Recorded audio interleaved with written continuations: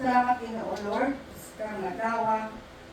Ikaw ang akong ginataas dito. Salamat sa gugma nimo, Lord God. Thank you, Father, Lord God, na ikaw ang tanan sa among kinabuhi. We just bless you, Lord, in everything that we do. We bless you in all things, O God, because you are our God. Lord, we pray for those who are coming. Let them come. Hallelujah, so that they can listen to the word.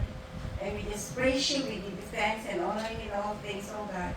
We pray for our country, we pray for the Philippines, O God, that there will be peace, love, and understanding among us. In the name of Jesus, amen. Amen. Amen. Feeling, share na ko karon is series ni siya. Okay? Ang term nito is still standing. No? So, still standing. So, si David instructs us to fret not. Okay? In Psalm 37, 1-2, fret not, dili yung kahadlok. Dili mo mahadlok, ibig sabihin. He directs us not to burn with danger, with anger, and not to burn with envy. Dili masuko, dili mag-init ng suko, o dili parang sa ganyan envy na Inggit. Mag-inggit. dili mainggit, no? Dili masuko o dili mainggit. Mo lang nahitabo karon sa Pilipinas. So this is a right timing for this message for all of us. Amen. Amen. Kasi wala ta kay balo, wala ta kasiguruhan kung sa mahitabo sa Philippines. But we pray because there are so many Christians who are praying for peace for our country. So this is a great message for all of us. Ang sabi ni David, ayaw kasuko. Ayaw kahadlok. Amen? Amen. And in Psalm 37, verse 3, He calls us to trust in the Lord. Amen? Amen. Pagtuo o pagtiwala sa atong Ginoo. Trust in the Lord. 4-letter words, no? These 4 words are illustrated well by Joshua. Okay? So, gi-explain ni na nganong kinahanglan nato magtiwala sa Dios. Ang mga tao karon nagtiwala sa tao. Mao bitaw ang ilang emotions, ang ilang kanagot, tuwa dito sa isa ka tao. No? Ang naluoy sila sa isa ka tao pero wala sila naghuna-huna kung unsay ginanyang gibuhat. Amen? So ang tao is already blinded. Kung maski unsa pa ang sala sa isa ka tao, dawa sa tao. Gidawat diri, especially diri sa Philippines, that's precisely nga wala na ta, dili na nato masabtan what is happening right now. Amen? So this is a best word, no? Anang do not fret. Ayaw kahadlok. Okay. Diri sa Joshua, inyong diri sa Joshua, in Proverbs 3, verse 5-6. Trust in the Lord with all thine heart. Tiwala sa Ginoo sa imong tanan, sa imong katingkaping, at ayaw pagtuo sa imong own understanding. Usahay ang atong pagtuo gani. Mali na rin, palpak na pagtuo nato because we are too much exposed in this world. That's why sabi nga, that if you are born in the flesh, you are of the flesh.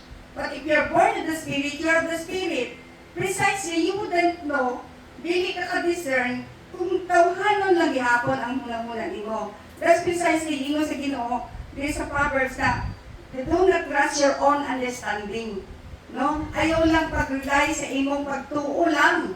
In all thy ways, acknowledge Him, and He shall direct your path.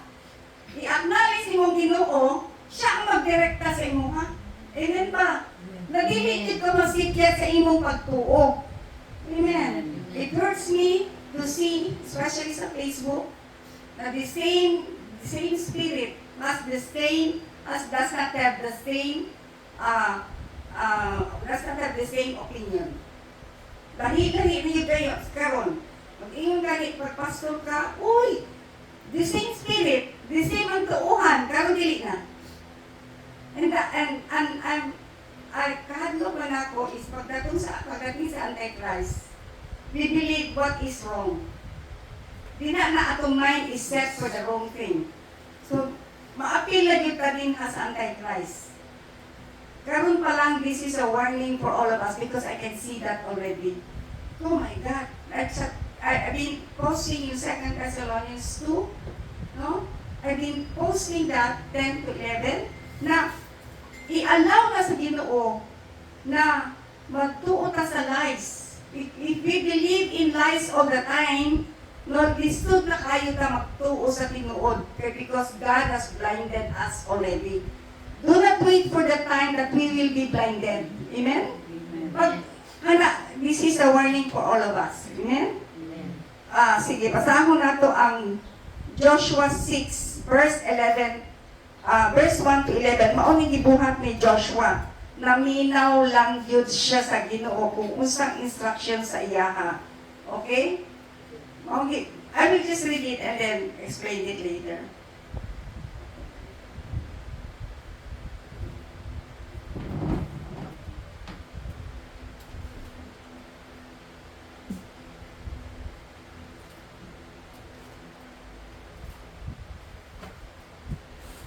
Joshua 1. Hanggang 11 ito. Now Jericho was securely shut up because of the children of Israel. Okay, Jericho is a place.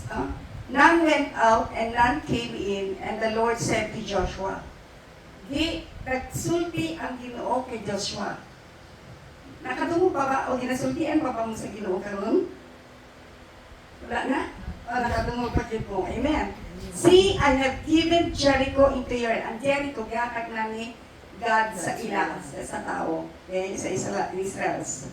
And the mighty men of valor, you shall march around the city. Mauni ang instruction, mag-march, sumarsa mo dito sa sulod sa city, ang tagawa sa city.